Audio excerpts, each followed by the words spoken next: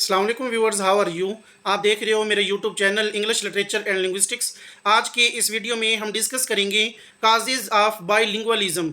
तो हम देखेंगे कि कौन कौन सी जो बड़ी रीज़न्स होती हैं, बड़ी वजूहात होती हैं बाईलिंगुअलिज्म की, तो हम उसके बारे में डिस्कस करेंगे। चलते हैं वीडियो की जानिब और डिस्कस करते हैं जो मेजर काजेज़ हैं बाईलिंगुअलिज्म की, वो कौन कौन सी हैं और उनकी क्या वैल्यू है और उनकी क्या इंपॉर्टेंस है। Causes of bilingualism. There are many possible causes of bilingualism and it can arise in a variety of different ways.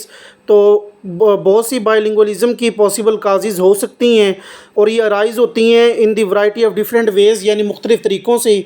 तो हम देख लेते हैं कि कौन कौन सी मोस्ट कामन काजेज़ हैं। तो नंबर 1 हमारे पास है early exposure. Children who grow up in household where two or more languages are spoken may become bilingual naturally।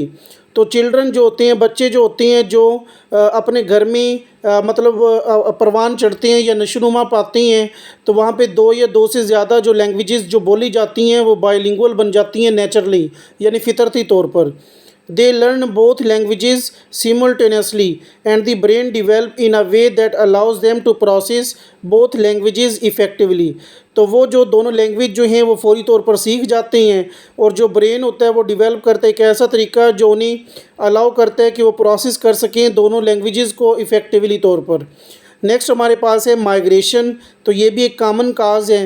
When people move to a new country they may need to learn the language of the new country in order to communicate with others and navigate daily life. तो जब लोग जो हैं नए country मतलब हिजरत कर जाती हैं तो उन्हें ज़रूरत पड़ती है कि वो उस नए कंट्री में या जिस मुल्क में वो जा रही हैं वहाँ की लैंग्वेज को सीखने की, जो वो कम्युनिकेशन के लिए इस्तेमाल करती हैं दूसरों के साथ। If they continue to use their native language they may become bilingual. तो अगर वो अपनी नेटिव लैंग्वेज को यूज़ करते रहें तो वो फिर बाइलिंगुअल बन जाती है। नेक्स्ट हमारे पास है education. Many schools around the world offer bilingual education programmes that teach student in 2 languages. तो बहुत से स्कूल जो होती हैं अराउंड द वर्ल्ड यानी दुनिया में, तो वो ऑफ़र करते हैं बाइलिंगुअल एजुकेशन प्रोग्राम जो स्टूडेंट्स को टीच करते हैं 2 लैंग्वेजेस के बारे में।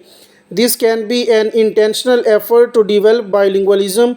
तो ये जो है एक इंटेंशनल एफर्ट होती है डेवलप करने के लिए बाइलिंगुअलिज्म को। And may be offered in countries where multiple languages are spoken. और ये ऑफर की जाती है उन कंट्रीज़ में जहाँ पे मल्टीपल लैंग्वेजेस जो होती हैं वो बोली जाती हैं। तो ये भी एक इम्पोर्टेंट काज है हमारे पास बाइलिंगुअलिज्म की। नेक्स्ट हमारे पास है family background. Some families may choose to raise their children bilingual even if they only speak one language themselves. तो कुछ फैमिलीज़ जो होती हैं वो चूज़ करती हैं कि वो अपने बच्चों को रेज़ कर सके बाइलिंगुअल, यहाँ तक कि वो स्पीक करती हैं या बोलती हैं एक लैंग्वेज को। This may be motivated by a desire to provide their children with more opportunities और to maintain a connection to their cultural heritage. तो ये जो है ये मोटिवेट किया जाता है ये उस ख्वाहिश के मुताबिक जो प्रोवाइड करती है अपने बच्चों को बहुत ज़्यादा अपॉर्चुनिटीज़ और मेंटेन करने के लिए कनेक्शन जो होता है उनका कल्चरल हेरिटेज के हवाले से।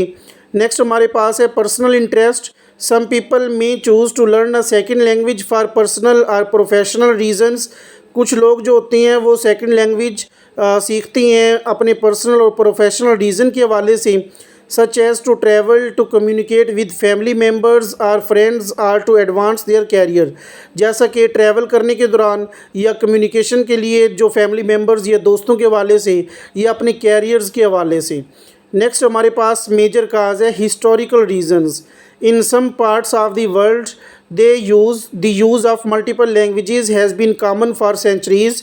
तो कुछ वर्ल्ड में यानी वर्ल्ड के हिस्सों में तो मल्टीपल लैंग्वेजेस का इस्तेमाल जो है ये कॉमन है सदियों से। इन दीज प्लेसेस, इन जगहों पर बाइलिंगुअलिज्म में be the result of historical factors.